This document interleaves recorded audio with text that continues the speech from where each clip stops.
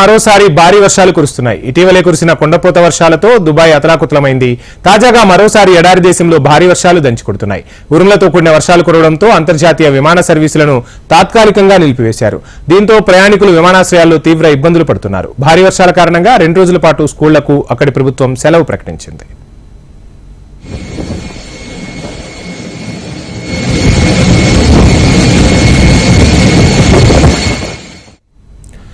April నెలలో కురిసిన వర్షాలతో పోలిస్తే ఈసారి కురుస్తున్న వర్షాలు తక్కువగా ఉంటాయని national emergency crisis and disaster management authority అంచనా వేసింది. అయినా ప్రజలు తగు జాగ్రత్తలు తీసుకోవాలని సూచించింది.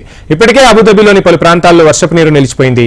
వాహనాలు కూడా ఎక్కడికక్కడ ఆగిపోయాయి. బలమైన ఈదురుగాలుల వల్ల చెట్లు, విద్యుత్ స్తంభాలు నేలకొరిగాయి.